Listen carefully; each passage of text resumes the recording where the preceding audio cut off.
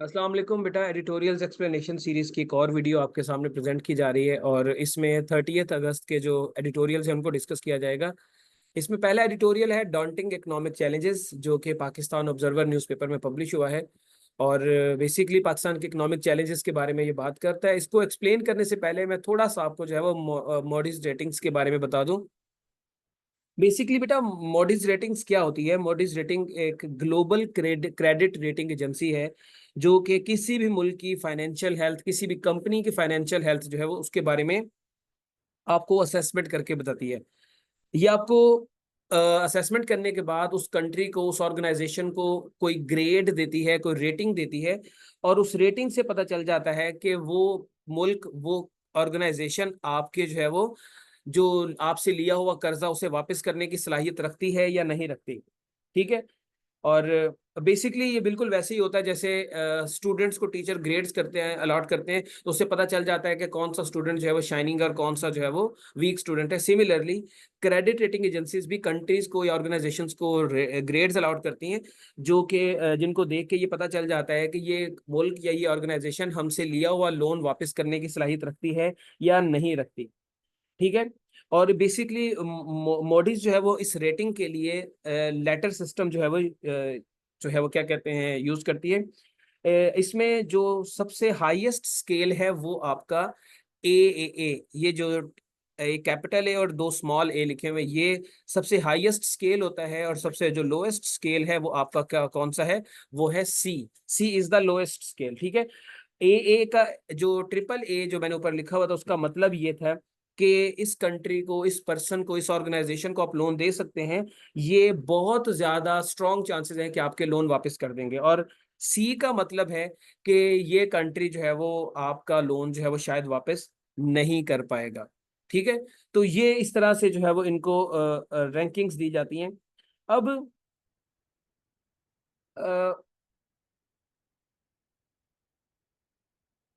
For example, अब जैसे ये सी ए है, इस ये वाली जिसकी मैं बात करूं उसको मैं अंडरलाइन करता हूँ, ये सी ए। अब ये CAA3, इससे जो ऊपर अगर आपको मूव कराया जाएगा तो वो CAA2 होगा। इट शोज, ठीक है, इट शोज कि आपके ये जो इकोनॉमिक कंडीशन है, फाइनेंशियल हेल्थ है, इंप्रूव हुई है और इससे जो है वो मतलब ये मुल्क बेहतरी की तरफ जा रहा है, इसको कर्जा देने का आप सोच सकते हैं। तो ये बेटा मॉडिज रेटिंग्स होती हैं जिसके बारे में थोड़ा सा मैंने इंट्रोडक्शन आपको दिया। अब इसको बताने का जो है वो मकसद क्या था और इसका इस एडिटोरियल से जो है वो जो ये सामने आपके लिखा हुआ है, इसको इसको डिस्कस करने का क्या मतलब था। तो बेटा मैं आपको बताता जाऊं कि रिसेंटली जो है वो मॉडिस ने जो है वो अपनी रेटिंग पाकिस्तान से रिलेटेड जो है वो शो की है, जिसमें उन्होंने बताया कि पाकिस्तान की जो रेटिंग है वो CAA3 से मूव होके CAA2 पे चली गई है, जिसका मतलब ये है कि पाकिस्तान जो है उसकी फाइनेंशियल हेल्थ बेहतर हो रही है। अब ये अपग्रेडेशन, जैसे मैंने आपको बताया, इसका कि एक तो ये है कि पाकिस्तान की फाइनेंशियल हेल्थ बेहतर हो रही है, इसलिए ये अपग्रेडेशन हुई। दूसरा, गवर्नमेंट की फाइनेंशियल कंडीशन जो कि पहले वीक थी, अब वो जो है वो बेहतर हुई है। और तीसरी, पाकिस्तान को जो IMF से लोन मिला है, $7 बिलियन की जो डील हुई है, उससे भी पाकिस्तान की जो फाइनेंशियल अनसर्टेनिटी है वो कम हुई है और पाकिस्तान की जो फाइनेंशियल हेल्थ है उसको जो है वो इम्प्रूव होने में मदद मिली है। अब फेब्रवरी में पाकिस्तान को CAA3 में रखा गया था और अब जो है वो पाकिस्तान को CAA2 में जो है वो शिफ्ट कर दिया गया है। अब आ जाते हैं इस एडिटोरियल के ऊपर कि एडिटोरियल जो है वो क्या बात करता है। अब बेटा ये एडिटोरियल जैसे बात करता है कि पाकिस्तान की जो मॉडिज की रेटिंग्स है वो CAA3 से CAA2 पे जो है वो शिफ्ट हो गई है, जो कि शो करता है कि पाकिस्तान जो है वो इन्वेस्टर्स के लिए या जो लोग पाकिस्तान को उधार देते हैं उनके लिए जो है वो लेस रिस्की कंट्री है। मतलब पहले रिस्की तो अभी भी है, बट स्लाइटली लेस रिस्की है। और ये शो कर, और इस रेटिंग ने पाकिस्तान की जो आउटलुक है वो भी स्टेबल से पॉजिटिव में शिफ्ट कर दी है। स्टेबल से पॉजिटिव की मतलब मतलब ये शो करता है कि पाकिस्तान जो है वो अपने इकोनॉमिक चैलेंजेस या उससे लड़ने की या उनको मैनेज करने की जो है वो सलाहियत रखता है। अब ये जो अपग्रेडेशन है, इससे इंटरनेशनल एनालिस्ट और इन्वेस्टर जो है वो बिलीव करते हैं कि पाकिस्तान अपनी मौशी सूरत हाल में या अपने मौशी मामलात में सही रास्ते पे चल रहा है। मतलब जो पाकिस्तान की गवर्नमेंट पॉलिसीज उठा रही हैं या पॉलिसीज बना रही हैं, वो जो है वो ठीक हैं। और प्राइम मिनिस्टर शहबाज शरीफ जो है वो काफ़ी ज़्यादा इस चीज़ का क्रेडिट ले रहे हैं और उन्हें बड़ा फ़ख्र है कि जी ये हुकूमत की पॉलिसियाँ हैं जिनकी वजह से ये रेटिंग जो है वो आपकी इम्प्रूव हुई है। अब प्राइम मिनिस्टर शहबाज शरीफ ये कहते हैं कि आल दो ये उनकी गवर्नमेंट की बहुत बड़ी अचीवमेंट है और उन्होंने इस मुल्क को जो है वो इकोनॉमिक कोलैप्स से बचा दिया। मतलब मईशत जो है वो कोलैप्स होने जा रही थी, तो इससे जो है वो उन्होंने अपने मुल्क को बचा लिया। उन्होंने कहा कि ये डिसीजन बड़े टफ थे और कुछ ऐसे फैसले लिए गए जो कि शायद उनको सियासी तौर पे नुकसान दे गए हैं, लेकिन उन्होंने सियासी फायदों, थोड़े शॉर्ट टर्म पॉलिटिकल गेन्स की बजाय लॉन्ग टर्म जो है वो कंट्री के बेनिफिट्स को जो है वो ज्यादा वैल्यू दिया और इसी वजह से जो है वो उनको सियासी तौर पे तो मार पड़ गई है, लेकिन नेशनल नेशनल लेवल पे जो है वो उन्होंने मुल्क की खिदमत कर दी। अब ये जो इम्प्रूव्ड रेटिंग है, इसका फायदा ये है कि पाकिस्तान अब बेटर पोजीशन में है कि हम इंटरनेशनल मार्केट से on favourable term, on less interest rate हम पैसा उधार ले सकते हैं। मतलब बात अभी भी उधार पे ही है, बात अभी भी उधार पे चलनी है। बस हमें ये है कि पहले जो है वो, क्योंकि जो बंदा हमें उधार देता था उसे लगता था कि यार ये पता नहीं पैसे वापस कर सकते हैं या नहीं कर सकते। अब उन्हें थोड़ा सा हो गया कि यार चलो इनकी रेटिंग बेहतर हुई है तो क्या पता ये कर ही दें वापस। तो हम पे शायद जो क्या कहते हैं इंटरेस्ट रेट है वो थोड़ा सा कम लगेगा, बट इतना कम नहीं कि जिसे हम बहुत अप्रिशिएट कर सकें। और इसके अलावा हमें यूरो बॉन्ड्स जो कि यूरोप में सोल्ड होते हैं, सेल होते हैं सॉरी, और पांडा बॉन्ड्स जो कि, ये आप लोग कमेंट सेक्शन में बताएंगे ये कहाँ पे सेल होते हैं, वो भी हासिल करने में मदद मिल सकती है। अब हमारे रास्ते में चैलेंजेस क्या हैं बेटा? एक तो चैलेंज, अगर एक जो इस एडिटोरियल में डिस्कस नहीं किया गया, मेरे ख्याल में इसमें होना चाहिए था, वो है सिक्योरिटी। आपको अपनी सिक्योरिटी के ऊपर काम करना पड़ेगा। पाकिस्तान की जो डिटीरियोरेटिंग सिक्योरिटी सिचुएशन है वो बड़ी खतरनाक है और इससे जो है वो फॉरेन इन्वेस्टर्स, उनका एतमाद जो है वो लड़खड़ाएगा। आपके मुल्क के अंदर जो है वो माशी मामला जो है वो खराब होंगे। चाइना पाकिस्तान इकोनॉमिक कॉरिडोर जो है उसके रास्ते में जो है वो रुकावटें बनेंगी।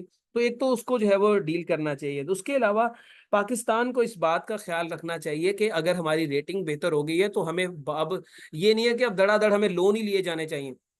हमें लोन लेने चाहिए, लेकिन इतने लेने चाहिए जितने हम वापस कर सके, क्योंकि हमने पहले भी जो एग्जिस्टिंग लोन्स हैं उनको अभी तक वापस नहीं किया। उन्हें वापस करने में हमें मसले मसाइल आ रहे हैं। हम अपने दोस्त ममालिक और जो ऑर्गेनाइजेशन जो हमें उधार देती हैं उनसे रिक्वेस्ट करते फिर रहे हैं कि हमें जो है वो थोड़ा सा एक्सटेंशन पीरियड दे दिया जाए लोन्स को पे करने के लिए। तो आपको बिल्कुल लोन्स के ऊपर रिलाई नहीं करना, आपको अपनी पॉलिसीज के ऊपर काम करना है। उसके अलावा टैक्स कलेक्शन को इम्प्रूव करने की जरूरत है। और अभी आपने देखा होगा कोई ये ताजिर बरादरी ने जो है वो कुछ एहतजाज किए थे कि जी हम जो है वो गवर्नमेंट की तरफ से लगाए हुए टैक्सेस जो है वो पे नहीं कर सकते। अब जो बिजनेस कम्युनिटी है वो अच्छा खासा पैसा कमा रही है, significant amount of profits they are earning, but they are not willing to contribute their share in national exchequer. मतलब वो कौमी खजाने में पैसा डालना ही नहीं चाहते। वो कहते हैं बस सारा प्रॉफिट हम ही खा जाएं। तो इस तरह तो नहीं होता, फिर आपको जो है वो कुछ ना कुछ तो मुल्क के खजाने में भी डालना पड़ेगा। तो गवर्नमेंट ने जो है वो उनके लिए आसान जो है वो कर दिया है कि टैक्स रेट कम कर दिए हैं, बट स्टिल वो लोग जो है वो टैक्स नहीं देना चाहते। तो उनको कैसे डील करना है ये जो है वो देखने की जरूरत है। उसके अलावा दूसरे चैलेंजेस के गवर्नमेंट जो है वो उनको मसले मसाइल आ रहे हैं कि इलेक्ट्रिसिटी को कैसे मैनेज करना है। मतलब इलेक्ट्रिसिटी के ऊपर कितना जो है वो लोगों को टैक्स लगा के देना है, या इलेक्ट्रिसिटी रेट्स क्या होने चाहिए जो आवाम के लिए भी काबिल कबूल हो और उससे मुल्क की मईशत भी बिल्कुल ही नेगेटिव साइड पे ना जाना शुरू हो जाए, मुल्क की मईशत भी सही चलती रहे और लोगों पे भी बर्डन ना पड़े। सिमिलरली गैस प्राइसेस में भी उनको मसले आ रहे हैं कि गैस प्राइसेस क्या एडजस्ट करनी चाहिए, ऑयल की प्राइसेस जो है वो क्या एडजस्ट करनी चाहिए। ये चीजें जो है वो मैटर करती हैं। ठीक है। उसके अलावा आईटी सेक्टर का भी और टेलीकॉम सेक्टर की ग्रोथ के चैलेंजेस भी, जैसे अब इंटरनेट के इश्यूज चले हैं तो उसकी वजह से आईटी सेक्टर जो है वो बैकवर्ड, उसको बैक गियर लग गया है। तो उसको कैसे आपने जो है वो मैनेज करना है, ये आपके लिए जो है वो एक बड़ा एक मसला है। तो पाकिस्तान की जो इम्प्रूव्ड क्रेडिट रेटिंग है ये पॉजिटिव साइन है कि हमारी इकोनॉमी जो है वो एक अच्छी प्रोग्रेस कर रही है, और हम अपने इकोनॉमिक चैलेंजेस को मैनेज कर लेंगे। लेकिन कुछ चैलेंजेस हैं जो कि डॉन्टिंग चैलेंजेस हैं हमारे लिए। वो कौन कौन से हैं? एक तो सिक्योरिटी, जो इसमें मेंशन नहीं किया गया। उसके अलावा आपके गवर्नमेंट को जो है वो अपनी टैक्स रिफॉर्म्स लाने की जरूरत है, बिजनेस कम्युनिटी से टैक्स लेना चाहिए, और गवर्नमेंट को जो है वो जो भी अपनी पॉलिसीज बनानी है वो इस तरीके की बनाए कि उससे जो है वो आपकी जो ग्रोथ है वो लॉन्ग टर्म हो और सस्टेनेबल हो। तो बेटा ये इस एडिटोरियल में जो है वो बात की गई थी। अब बेटा जो हमारा दूसरा एडिटोरियल है उसका टाइटल है motive behind rise of terrorism in Balochistan. ये भी पाकिस्तान ऑब्जर्वर में जो है वो पब्लिश हुआ है, और इसका टाइटल ही बता रहा है कि ये बेसिकली बलूचिस्तान के अंदर जो रिसेंटली टेररिज्म की एक वेव आई है उसके बारे में जो है वो बात करता है। अब बेटा 26 अगस्त 2024 को जो है वो आपने देखा कि बलूचिस्तान के अंदर कुछ स्वेयर टेररिस्ट अटैक्स हुए, जिसमें अप्रोक्सीमेटली 70 के करीब जो है वो लोग बेचारे अपनी जान जो है वो गंवा गए, और उनमें मेजोरिटी जो है वो पंजाबियों को टारगेट किया गया। तो उसके अलावा सिविलियंस के अलावा सिक्योरिटी के जो लोग थे उनको भी निशाना बनाया गया। और ये अटैक्स एक banned terrorist group Baloch liberation army, जिसे बीएलए भी कहा जाता है, उन्होंने जो है वो किया। और ये अटैक बहुत मेटिकुलसली, मतलब बहुत एहतियात के साथ और बहुत ज्यादा जो है वो प्लानिंग के साथ इसको जो है वो एग्जीक्यूट किया गया। और जितनी क्रूअल्टी और जितना जुल्म और बर्बरियत का मुजाहरा किया गया, इसका मतलब है कि इसको प्लान काफी अरसे से किया जा रहा था। और ये भी शो करता है कि जो बीएलए है उनकी ट्रेनिंग जो है वो काफी एडवांस हो चुकी है। और इसके अलावा और भी जो टेररिस्ट ग्रुप्स बलूचिस्तान के अंदर या पाकिस्तान में ऑपरेट कर रहे हैं वो काफी हद तक जो है वो एडवांस हो चुके हैं अपनी ट्रेनिंग को लेके, अपने जो है वो ऑपरेशंस को लेके।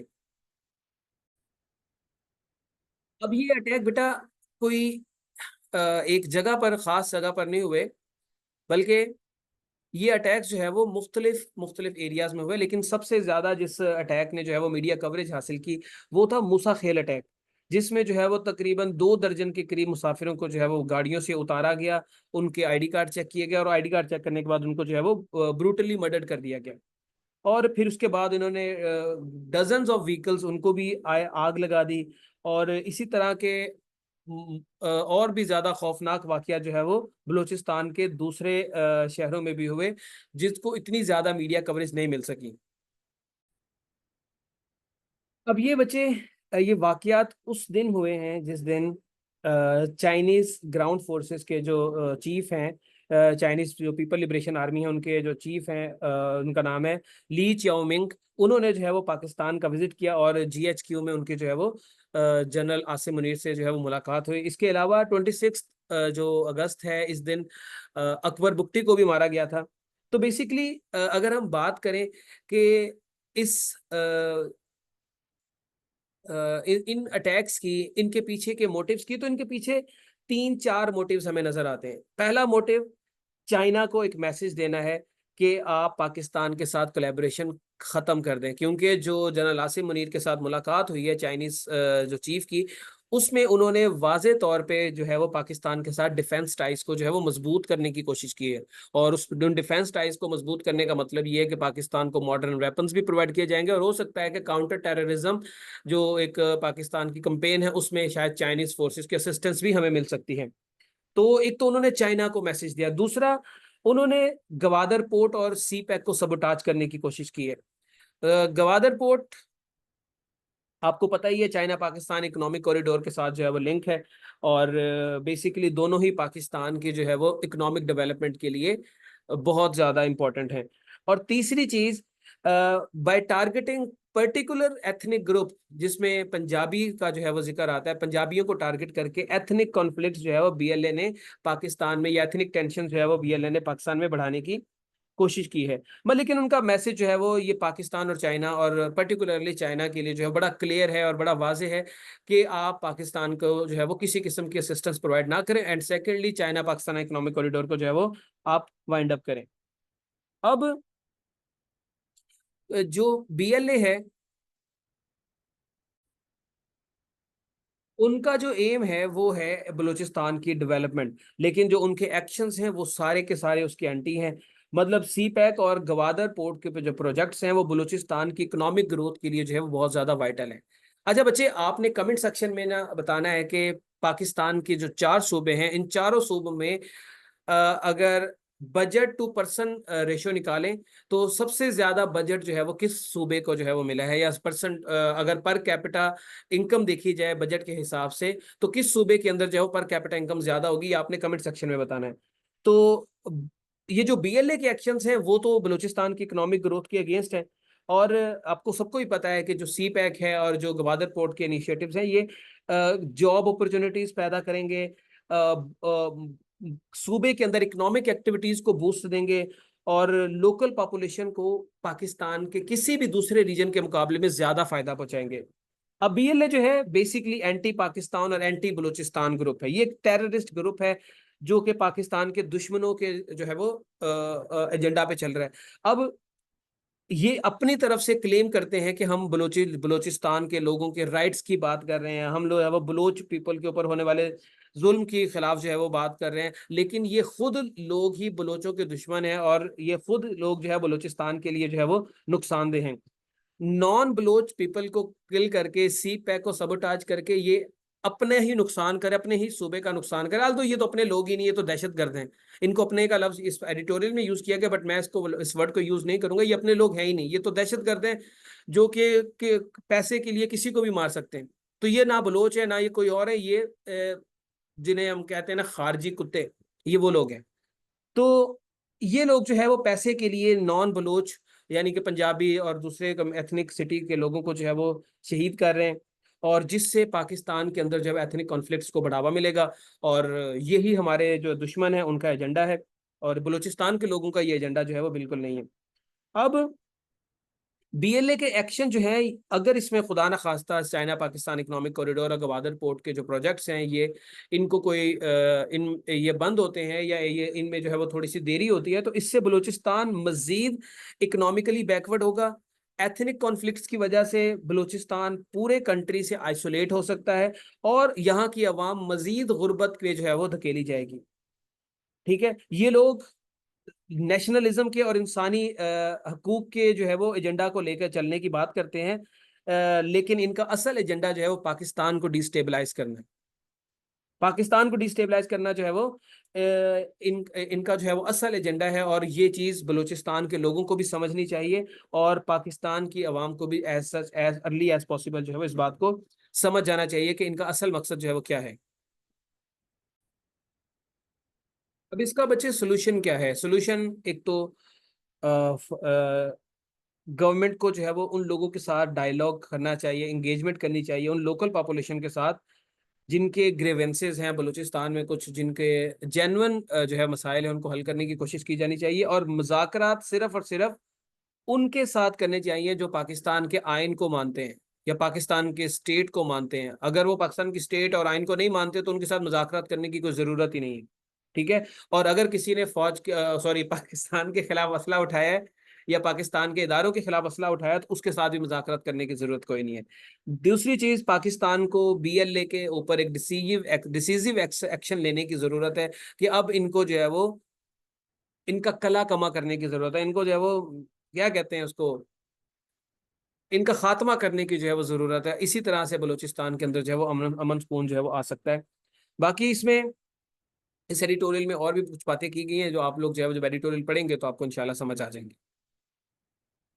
वो उसमें वो ग्रीवेंसेस का जिक्र किया गया बलूचिस्तान के लोगों का, वो ऑलरेडी आप लोगों को पता है। अब बेटा जो हमारा तीसरा एडिटोरियल है इसका टाइटल है एससीओ इनविटेशन, और एससीओ शंघाई कोऑपरेशन ऑर्गेनाइजेशन, इसके जो आने वाला आने वाली एक मीटिंग है जो उसके बारे में, जो कि पाकिस्तान में होनी है, एससीओ हेड ऑफ गवर्नमेंट की जो मीटिंग है उससे रिलेटेड जो है वो ये एडिटोरियल जो है वो लिखा गया है। अब बेसिकली इसको करने से पहले थोड़ा सा मैं आपको बता दूं कि पाकिस्तान ने जो है वो officially Indian prime minister Narendra Modi को जो है वो अपकमिंग शंघाई कोऑपरेशन ऑर्गेनाइजेशन की जो मीटिंग है, जिससे मैंने बताया कि हेड ऑफ गवर्नमेंट्स की जो मीटिंग होगी वो 15 से 16 अक्टूबर इस्लामाबाद में होनी है, उसके लिए जो है वो प्रॉपर इन्विटेशन जो है वो भेज दिया गया है। और इस मीटिंग के अंदर जो है वो बहुत सारे financial, economic, socio cultural, humanitarian cooperation के इश्यूज के ऊपर जो है वो बात की जाएगी। और जो जितने भी मेंबर कंट्रीज हैं 10, उन तमाम को जो है वो पाकिस्तान के अलावा जो बाकी 9 कंट्रीज हैं इंक्लूडिंग इंडिया, सबको जो है वो फॉर्मल जो है वो इसके लिए इनविटेशन भेज दिया गया है। कुछ ने जो है वो उसको कंफर्म कर दिया है और कुछ ने जो है वो अभी कंफर्म करना है, जिसमें से इंडिया ने भी अभी कंफर्म करना बाकी है।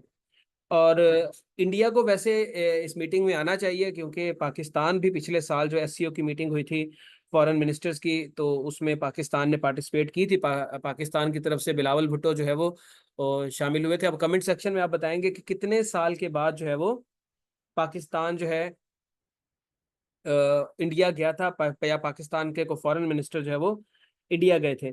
तो अब इंडिया ने भी इस बात को एग्री किया है, या इस बात को कंफर्म किया है कि वाकई ही उन्हें पाकिस्तान की तरफ से एक फॉर्मल इनविटेशन मिला है। और बट अभी तक उन्होंने डिसाइड नहीं किया कि प्राइम मिनिस्टर मोदी वहां जाएंगे या कोई और जो है वो इंडियन रिप्रेजेंटेटिव जो है वो जाएगा। इसके बारे में ministry of external affairs India की जो है वो फाइनल बताएगी कि क्या जो है वो उन्होंने करना है।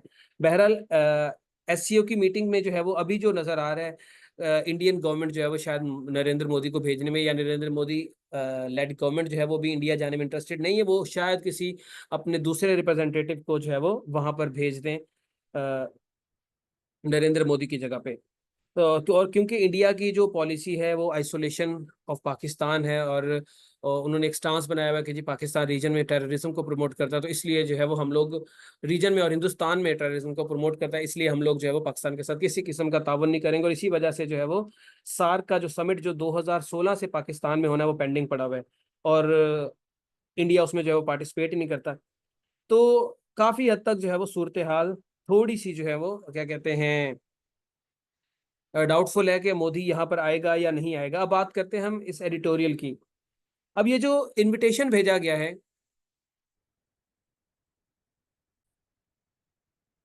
अब अगर हम इस एडिटोरियल की बात करें तो ये एडिटोरियल वही बात वहां से स्टार्ट करता है कि पाकिस्तान ने जो फॉर्मल इनविटेशन भेजा है नरेंद्र मोदी को to attend the Shanghai cooperation organisation meeting going to be held on 15th to 16th October in Islamabad.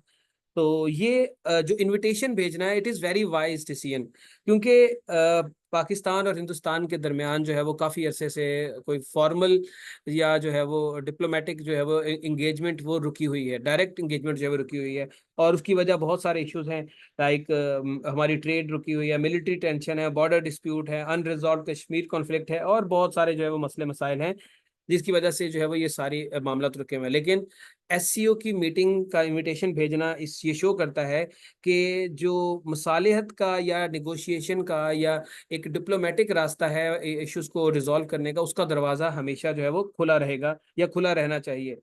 तो पाकिस्तान और हिंदुस्तान दोनों को जो है वो ये समझना चाहिए कि उन्हें अपने डिफरेंसेस साइड पे करके रीजन के अंदर स्टेबिलिटी लाने की कोशिश करनी चाहिए, क्योंकि दोनों ही कंट्रीज एक दूसरे के साथ एक दूसरे से जो है वो बहुत ज्यादा फायदा हासिल कर सकते हैं।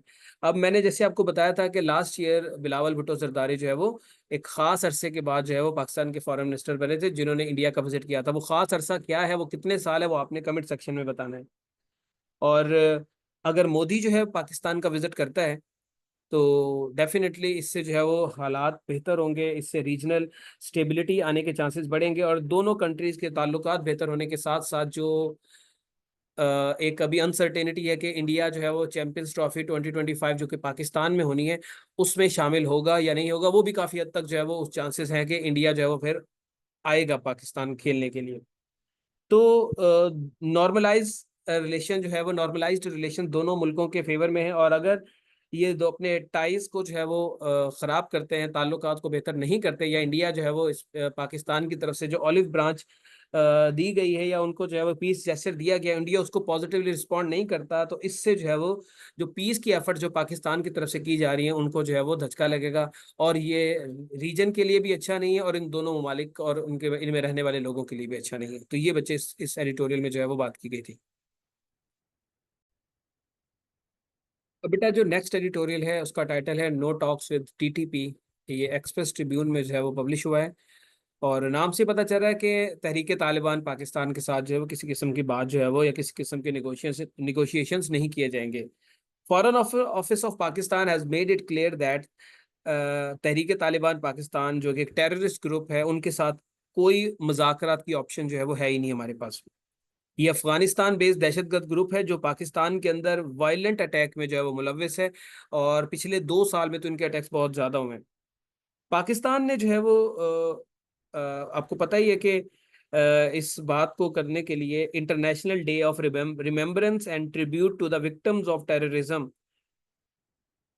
इस दिन का इस्तेमाल करते हुए अफगान गवर्नमेंट के ऊपर जो है वो जोर दिया है कि वो टीटीपी के खिलाफ एक्शन लें। बेटा अब आपने ये बताना है कि ये जो दिन मैंने आपको बताया जिसका नाम है the international day of remembrance and tribute to the victims of the terrorism, ये किस दिन मनाया जाता है? ठीक है, तो पाकिस्तान गवर्नमेंट ने अफगानिस्तान के तालिबान के ऊपर जो है वो, जो अफगानिस्तान के तालिबान 2.0 यानी कि उनका सेकंड टेन्योर चल रहा है या सेकंड टर्म चल रही है, तो उनके ऊपर जोर दिया है कि वो टीटीपी के खिलाफ जो है वो एक से सख्त एक्शन लें, बिकॉज ये ग्रुप जो है वो रीजन के अंदर, पाकिस्तान के अंदर और खुद अफगानिस्तान के अंदर पीस और स्टेबिलिटी और सिक्योरिटी के लिए बहुत क्रूशियल है। तालिबान की ये इखलाकी जिम्मेदारी है और इंटरनेशनल कम्युनिटी के साथ भी उनका ये वादा होना चाहिए, या उनकी उन्होंने एक वादा किया था कि वो अपनी ज़मीन को या अफगान ज़मीन को किसी भी दूसरे ममालिक के खिलाफ जो है वो टेररिज्म के लिए यूज़ नहीं होने देंगे। अब पाकिस्तान ने अब आपको पता ही है कि पाकिस्तान और दूसरे जो ममालिक हैं उन्होंने जो है वो अभी तक तालिबान को रिकॉग्नाइज नहीं किया, तालिबान के गवर्नमेंट को लेजिटिमेसी नहीं दी गई भी। पाकिस्तान भी बिना कंसेंसस के, कि जब तक इलाके रीजन के दूसरे ममालिक तालिबान को एक्सेप्ट नहीं करते, तालिबान गवर्नमेंट को, तब तक पाकिस्तान भी इनको एक्सेप्ट नहीं करेगा। और ये तालिबान के लिए एक मैसेज है जिसे उन्हें समझने की ज़रूरत है कि अगर उन्हें फुल रिकग्निशन चाहिए, वो चाहते हैं कि दुनिया उन्हें रिकग्नाइज करे, तो उन्हें अपने अपने अमाल को जो है वो ठीक करना पड़ेगा। उन्हें एक ऐसी गवर्नमेंट बनानी पड़ेगी जो इंसानी हकूक की जो है वो रिस्पेक्ट करती हो, खवातीन को तालीम के हकूक देती हो, ठीक है, और जिसमें तमाम स्टेक होल्डर्स अफगानिस्तान के शामिल हों।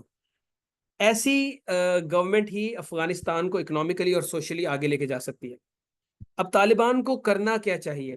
तालिबान जो कि करंट रूलर्स हैं अफगानिस्तान के, उन्हें जो है वो अपना अपने मुल्क के अंदर रिकॉन्सिलिएशन करने की जरूरत है। अपने मुल्क के अंदर रिकॉन्सिलिएशन का मतलब ये है कि अपने ही मुल्क के अंदर जो फैक्शंस हैं, जो डिफरेंट स्टेक होल्डर्स हैं, उन्हें साथ बिठा के जो है वो हुकूमत चलाने की जरूरत है। अपने मुल्क के अंदर रहने वाले लोग, पर्टिकुलरली वुमेन को उनके राइट्स जो है वो देने की जरूरत है। उन्हें अपने मुल्क के अंदर टेररिस्ट की जो हाइड आउट्स हैं उनको खत्म करने की जरूरत है। अभी तो ये तालिबान खुद ही टेररिस्ट के जो है वो क्या कहते हैं, मुहाफिज बने हुए हैं, उनको जो है वो सेफ हेवन्स देते हैं, लेकिन इनको जो है इनके खिलाफ एक्शन लेने की ज़रूरत है।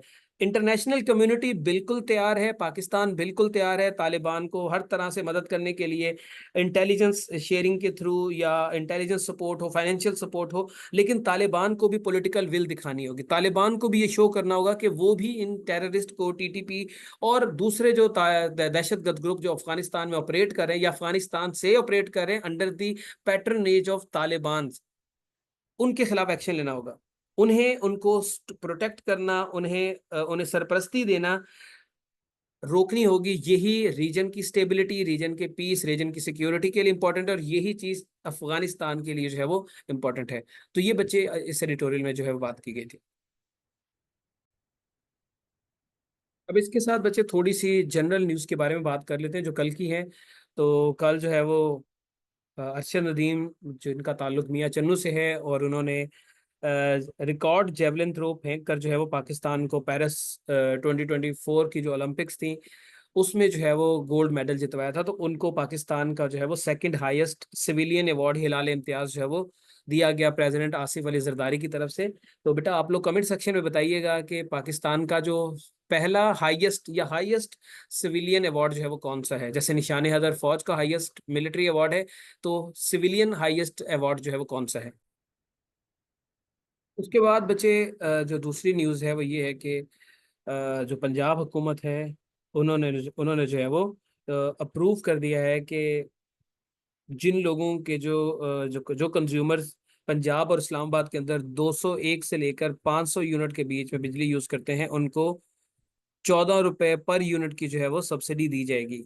और ये सब्सिडी पाकिस्तान के ऊपर जो है वो 90 बिलियन रुपीस की जो है वो बर्डन डालेगी। प्रीवियसली इसके बारे में कहा गया था 45 5 बिलियन रुपीज की करेगी, लेकिन एक्चुअली ये 90 बिलियन रुपीज का जो है वो बर्डन डालेगी। और ये सब्सिडी जो है वो इस्लामाबाद और पंजाब के लिए है, इसके अलावा और किसी सूबे के लिए नहीं, क्योंकि चीफ मिनिस्टर पंजाब मरियम नवाज ने जो है वो इसको क्लियरली कह दिया है कि ये सिर्फ पंजाब और इस्लामाबाद के जो बिल्स हैं उनको रिड्यूस करेगा, ओवरऑल पाकिस्तान के लिए जो है वो ये नहीं है।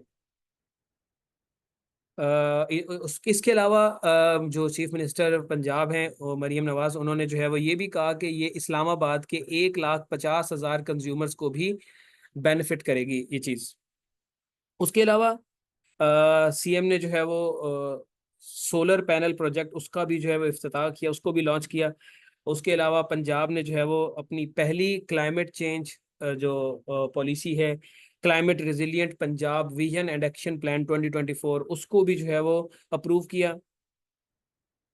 तो ये बच्चे एक चीज़ है। उसके अलावा एक और चीज़ भी कैबिनेट ने एक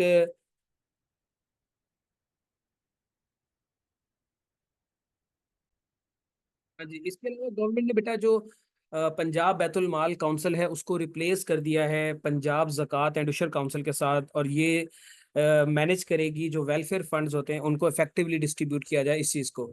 इसके अलावा जो कैबिनेट जो है वो एग्री हो गई है कि अशफा ट्रस्ट आई हॉस्पिटल जो कि चैरिटेबल ऑर्गेनाइजेशन, एक मिनट रुकिए बेटा।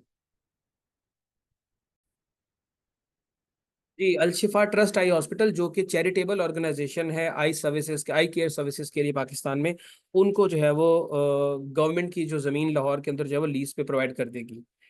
तो ये बचे कुछ चीज़ें इस रिपोर्ट से या इस न्यूज़ में जो है वो अक्सर डिस्कस की गई। उसके बाद बेटा जो नेक्स्ट न्यूज़ है वो ये है कि जर्मनी ने 28 अफगान नेशनल्स को जो है वो अपने मुल्क से डिपोर्ट कर दिया है, और ये उन्होंने पहली दफ़ा किया है जब से तालिबान जो है वो गवर्नमेंट में आए हैं।